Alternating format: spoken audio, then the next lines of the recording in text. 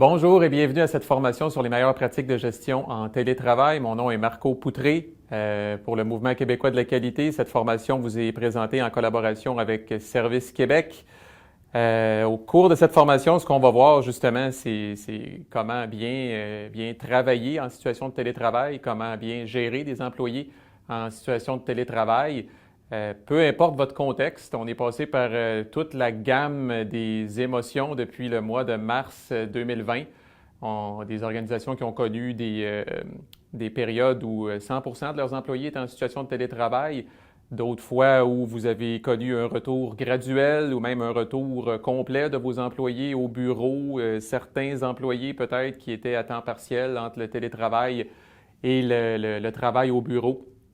Donc, on va essayer de donner cette formation-là dans un contexte le plus universel possible pour qu'il convienne au plus de situations possibles. Donc, peu importe où se trouve votre organisation, quelles sont les restrictions sanitaires en ce moment, vous allez pouvoir appliquer certains de ces trucs-là. C'est sûr aussi que pour beaucoup d'organisations, ça fait au moins 2 ans que vous avez goûté au télétravail et que vous êtes en situation de télétravail. Peut-être que vous vous dites, j'ai plus rien à apprendre sur la façon de faire du télétravail, mais au mouvement, on croit qu'il y a toujours une des façons de s'améliorer, il y a toujours moyen d'aller plus loin et d'innover. Donc, tout ce que vous allez retrouver dans cette formation-là, c'est un paquet de trucs qu'on a récoltés à travers le temps auprès de certaines organisations qui ont vraiment développé des pratiques intéressantes et innovantes en termes de télétravail. Donc, prenez ce qui s'applique à votre environnement, laissez de côté peut-être ce qui n'est pas pertinent pour votre organisation. Et puis, c'est comme ça qu'on va procéder. Donc, le plan de la formation, on a une petite introduction. Ensuite, on va parler des qualités requises pour bien performer en télétravail. Donc, qu'est-ce qu'un employé doit avoir comme qualité pour être capable de bien performer en télétravail? Puis comment, comme gestionnaire, vous pouvez aider les employés qui n'ont pas toutes ces qualités-là à mieux se débrouiller en situation de télétravail. On va parler de ce que j'appelle la logistique, c'est-à-dire le matériel, l'environnement à la maison aussi, comment on s'installe. Donc, c'est ce qui va faire partie de cette section-là. On va parler de la gestion du travail comme tel, comment faire pour gérer le travail d'un employé qui est en situation de télétravail, ses objectifs, suivre son travail au quotidien, ce qui est peut-être plus difficile que ce qu'on était habitué de faire quand c'était en présentiel. L'animation de réunions efficaces, qui est toujours un défi, surtout que ces réunions-là se sont multipliées bien souvent en situation de télétravail. On en a plus, souvent c'est une en arrière de l'autre. Comment est-ce qu'on fait pour garder nos réunions là, efficaces et animées, puis garder les participants engagés quand ils sont en situation de télétravail? On va aborder un sujet incontournable, le travail hybride comme nouvelle norme, c'est-à-dire le travail où les employés sont à temps partiel, entre être au bureau puis être à la maison. Donc, pour certaines organisations, peut-être que les employés sont en télétravail 1 journée par semaine, puis pour d'autres organisations, peut-être que c'est 4 jours par semaine. Donc, qu'est-ce qui change quand on est dans ce mode-là un peu hybride, où est-ce que nos employés sont des fois à la maison, des fois au bureau?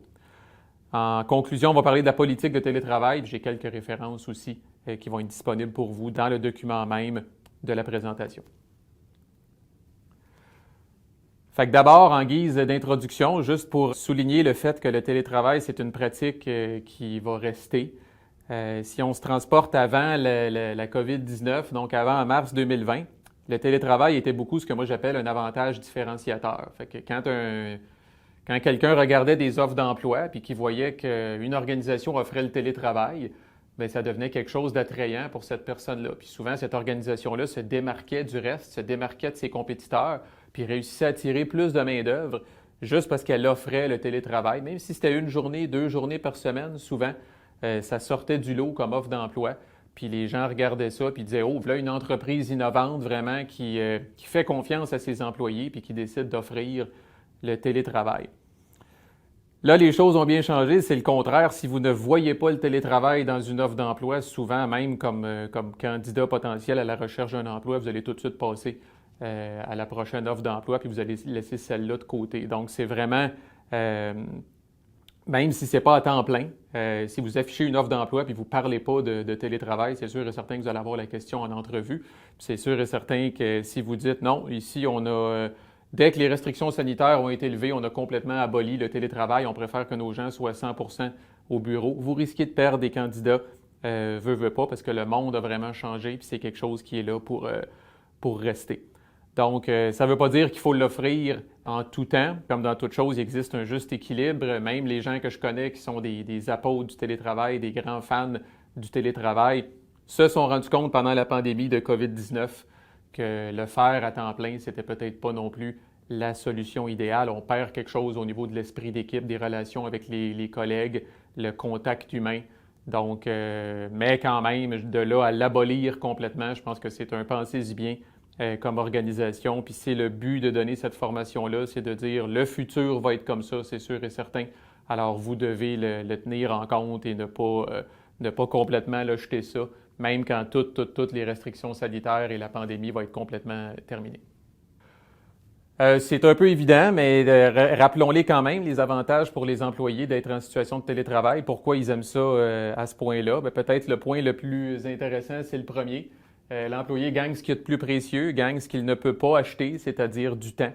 Peu importe ce qu'il va faire avec ce temps-là, passer plus de temps avec sa famille, faire plus de sport, voir ses amis plus souvent, peu importe, l'employé gagne du temps et c'est d'autant plus fort si l'employé était très loin du bureau, devait traverser par exemple le pont à tous les matins. Donc si l'employé, ça lui prenait 1 heure et demie pour aller à son travail le matin, 1 heure et demie pour revenir, c'est 3 heures par jour que l'employé sauve, c'est incroyable. C'est sûr, quelqu'un qui est à 5 minutes à pied du bureau, c'est moins important comme avantage, là, mais la majorité des gens veut pas. On a quand même beaucoup de routes ou de transports à faire pour se rendre au bureau. Évidemment, ça va un petit peu ensemble. Les dépenses liées au transport des employés sont réduites. Puis encore là, plus vous étiez genre au centre-ville de Montréal, plus vous étiez loin de votre travail, plus c'est important, ces économies-là. Certaines personnes se sont rendues compte que la maison, c'est un endroit privilégié aussi pour travailler, beaucoup plus facile de se concentrer, moins de sources de dérangement. Les horaires flexibles aussi, c'est intéressant. Puis finalement, l'employé à la maison peut quand même aménager son poste de travail à son goût, s'installe dans la pièce qu'il veut. Peut utiliser le mobilier qu'il veut, un petit peu plus de flexibilité typiquement que dans une organisation où là, l'employé va utiliser peut-être un mobilier plus standard, il va avoir là, des cubicules et des bureaux pareils d'un employé à l'autre, question de standardiser un peu l'environnement de travail. Donc, ce sont tous encore là des avantages pour l'employé à garder en tête et qui font que le télétravail est là pour rester. Alors, ça conclut notre introduction. On va maintenant passer à la première section de notre formation comme telle.